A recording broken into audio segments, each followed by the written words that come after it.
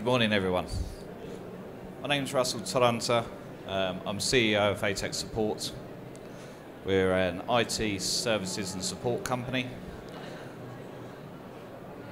We started in 2007, and currently we've been growing at a rate of 100% year on year. We're currently up to 50 members of staff. We're supporting 30 different countries through IT services, so mainly remote support. And I want to discuss today in more detail about how I've used and my experiences with outsourcing that's taken my business to the next level, but also next year is going to be a phenomenal year for Atech Support. We've got everything in place to really drive us forward, and I'm going to tell you how I've got there and hopefully give you some advice and some tips on how you can do the same. Why did I start Atech Support? I believed I could do a service better than anybody out there. It was quite simple. Me and my best friend Tim, who I'm still friends with today, after 7 years of being in business together, we sat down over a beer and we decided that we could do something better, and it was all to do with the service. There was a niche in the market, and I decided, that we would just focus on the end delivery, the execution part. So we started off just doing projects and office relocations, because we were still working our own jobs as well at that point, so we were working evenings, weekends. Now our model is turning into a recurring revenue business, which is keeping my bank manager happy. I think that's where everybody wants to get to. It's very nice having a project-based business. It's very lucrative and you can make a lot of money, but it is stressful. And I'm going to explain to you how I've used the actual outsourcing model to get that recurring revenue in my business today. Obviously, I've made some mistakes along the way, quite a few, and I've learnt from them. The biggest mistake I made monetary-wise was doing a web store. I believed about 3 or 4 years ago that I didn't really understand my customers or the market about what I was doing, and so I went off out on a limb and thought, everybody wants to order a service and a product through the internet. They want to have a click of the button. Little did I realise that actually nobody wants to do that. It's great being a consumer at home and you click on the button because you don't really do much research, but people in business need to know it's their jobs, and they need to do more research. They need to get it right. So the relationship that you have with people is valuable, and we've now upscaled our telephone support team, so if people need advice they can give us a call for advice. So one of the other things I did was said yes to everything.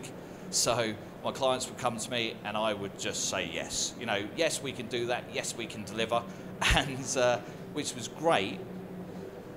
And we always did deliver, like 100%, but I didn't have a social life, I didn't have anything. All I did was work 7 days a week for about 3 or 4 years, and it's not very good. So they're my key mistakes which I've made, and obviously there's other ones, and they help. You need to make the mistakes to develop yourself as a company. So lessons learned.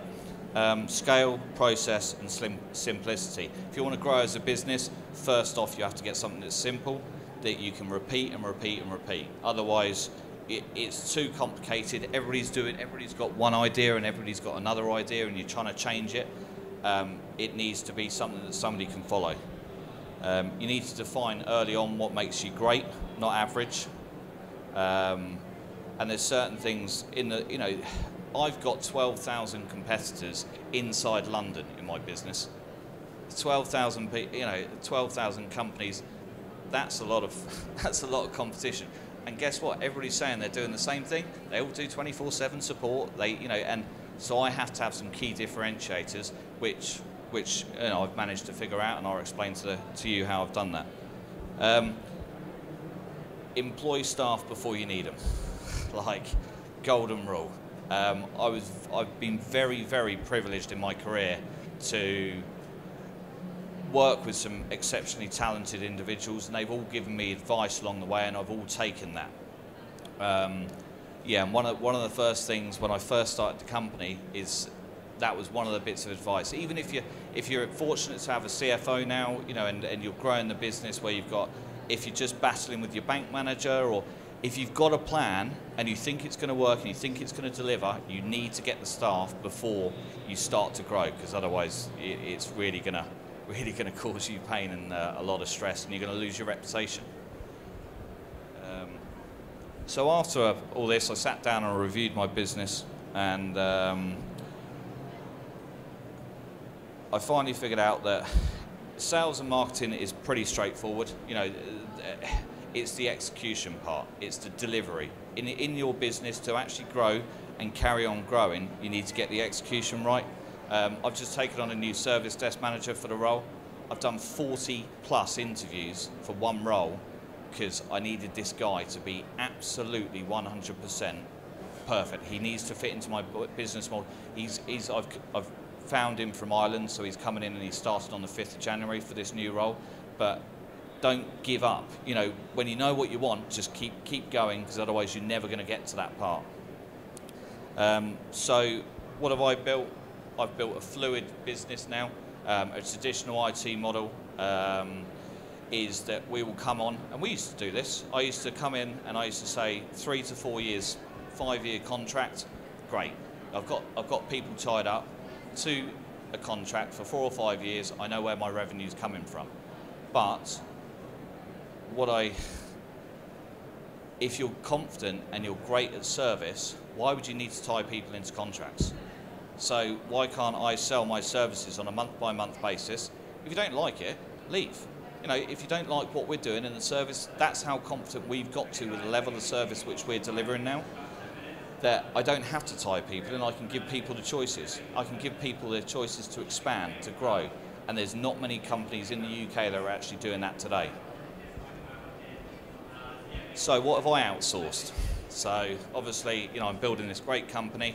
There's certain parts which I've outsourced. We used to run a 24/7 service desk, still do. We used to run it in the UK.